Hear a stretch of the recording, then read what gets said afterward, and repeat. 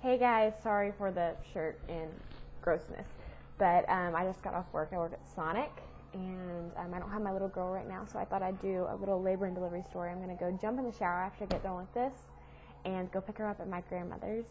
So it's going to be labor and delivery, like I said, and I've got it written down right here. But I had PIH, which is pregnancy-induced hypertension, and what happened was my feet swelled, and they look like elephants' feet, and everything I wore left indentions on them. And I also had protein in my urine and in my blood, and also my blood pressure was up. So they decided to induce me on July 20th, 2009, which was 8 days before her due date. And I came in to be induced at 5:30 in the morning, and I was already having contractions because I was so excited. And they were every 4 minutes apart, so they wanted to wait and see if they'd pick up on their own instead of having to do Pitocin. Well, they never did, and I couldn't fill them. So at 7:30, they started to give me the Pitocin, which took 4 people and 4 IVs because they kept bursting capillaries and could not get it in the vein. I was so bruised up, and it hurt, and I'm scared to death of needles, and so I was just completely white. But anyways, when I arrived, I was dilated to a 3 and 75% effaced. And when they upped the Pitocin about every 15 minutes, and then they came in and broke my water at 9:15, and I was dilated to a 5 then. And they kept asking me if I wanted epidural, but I couldn't feel the contractions. They just felt like mild cramps to me. So I kept saying, no, I can handle this, and that was what I wanted originally, was a natural labor. I'm not awesome with pain, but I have this internaling thing where I hold it in, and if I think I have to deal with it, then I just deal with it. But knowing that the epidural was there, I knew that if it got bad enough that I would cave in. After about 45 minutes after my water broke, my contractions started to get really, really bad, and they were every 2 minutes because my contractions, the ones I was naturally having, and my Pitocin contractions were like mixing in with each other. And so I wasn't having just one every 4 minutes. I was having a Pitocin one, and then 2 minutes later my own one, and then 2 minutes later a Pitocin one, and it was just, they wouldn't regulate. And the nurses kept trying to get them to regulate, slowing down my Pitocin or increasing my Pitocin, but it just wasn't working. 45 minutes after they broke my water, I asked for an epidural, and the epidural got there in no time and gave it to me. And I was dilated to about a 6 at that point. And they checked me again at 11:50 a.m., and I was dilated to an 8. And at that point, everyone decided they thought I wouldn't. The nurses didn't expect me to go this fast, and they expected me, since I'd progressed so quickly, to maybe slow down a little bit, since it was my first time. So my family went down to the cafeteria to get some lunch, and they came in and checked me again at 12:50, and I was dilated to a 10. And so I called them and was like, get here, I'm about to start pushing. So everyone ran upstairs, and my mother, Sean, my fiance, and Sean's mother, Cosette, were in the room with me. And I started pushing at 1:05 a.m., and I pushed for 39 minutes.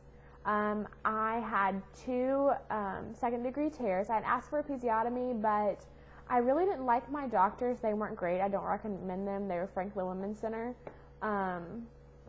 And if you're going to go there, get Dr. Osborne or Dr. Stafford. But if you're going there for labor and delivery, you're going to be rotated through all of them. And I had Dr. Woodall, and she let me tear twice with second-degree tears. So my healing process was horrible. But sorry, that was off topic, but Olivia was born at 1:44 p.m. on July 20th, 2009. Her name was Olivia Ava Malston, and her name means peaceful bird. Her agar scores were 9 and 9, and she was 7 pounds 14 ounces and 20 and a half inches long. And I have to say, it was the greatest day of my life.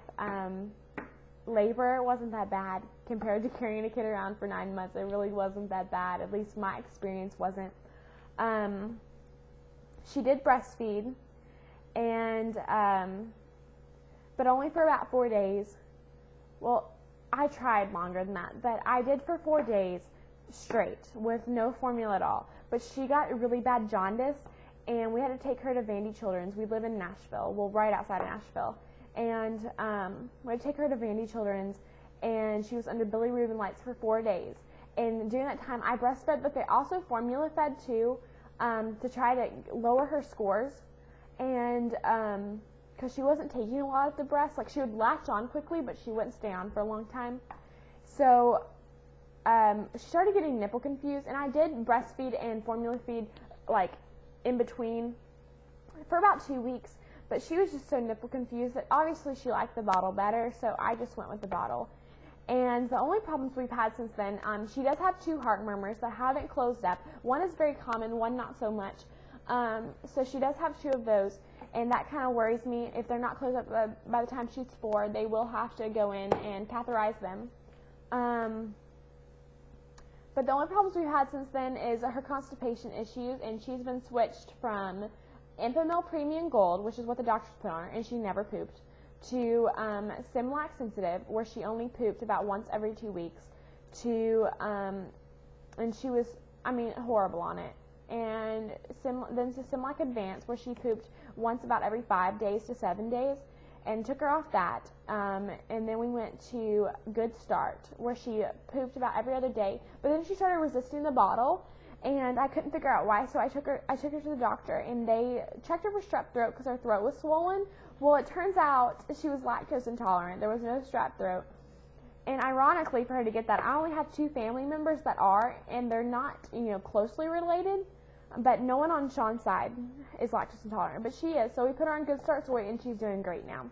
We do have to give her occasional pear juice. She doesn't like prune juice. She won't take it. And we do have to sometimes put Karo syrup in her bottles, and I don't care what your opinion is on that. Thanks anyways, but no thank you.